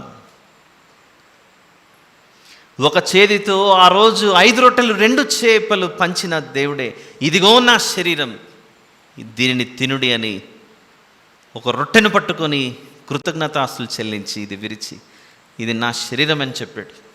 బల్ల మీద ఉన్న రొట్టెలు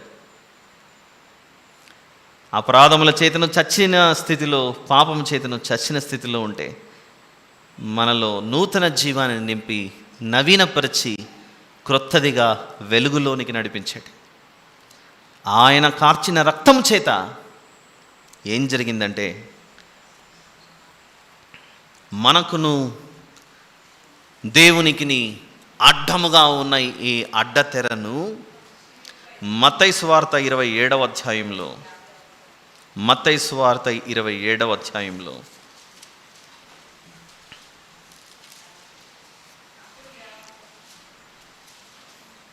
50వ వచనం చూద్దాం. 50, 51 వచనాలు. యేసు మరలా బిగ్గరగా కేక వేసి ప్రాణం విడిచెను.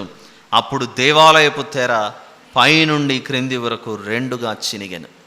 ఒకప్పుడు ఈ తెర ఒకటే, ఆ చివరి నుండి ఈ చివరి వరకు. ప్రభువు చనిపోయిన తర్వాత సిలువ మీద ఆ దేవాలయపు తెర పైనుండి క్రింది వరకు చినిగిపోయి మనమందరము ఒకప్పుడు ఇదే అతి పరిశుద్ధ స్థలంలోనికి సంవత్సరానికి ఒక్కసారి ప్రధాన యాజకుడు ఎంటర్ అయ్యేవాడు. సంవత్సరానికి ఒక్కసారి మాత్రం లోపలికి ఎంటర్ అయ్యేవాడు.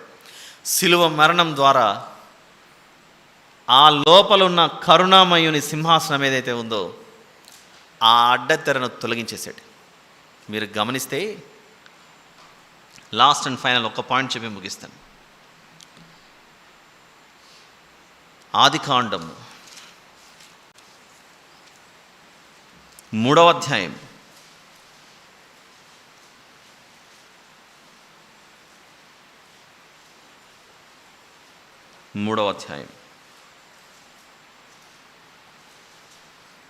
24వ వచనంలో, అప్పుడు ఆయన ఆదామును వెళ్ళగొట్టి ఏదైనా తోటకు తూర్పు దిక్కున కెరూబులను అన్నది చూసారా. వాళ్ళు తప్పు చేసినప్పుడు ఏదైనా తోటలో నుండి దేవుడు వారిని పంపించేసి ఎవరు కూడా ఏదైనా తోటలోకి ఇంకా ప్రవేశించకూడదని ఆ ఏదైనా తోటకు ఎవరిని కాపలా పెట్టేశాడు? కెరూబులను పెట్టాడు. ఈ అడ్డతెరను ఒకసారి చూపించండి మా ఒకసారి వీలైతే. అతి పరిశుద్ధ స్థలానికి ఉన్నటువంటి అడ్డతెర మీద ఏ డిజైన్ పెట్టాడు దేవుడు అక్కడ? ట్యాబర్నకల్ కన్స్ట్రక్షన్లో అడ్డతెర మీద మీకు ఉండే ఆ అడ్డతెర మీద కెరూబులు.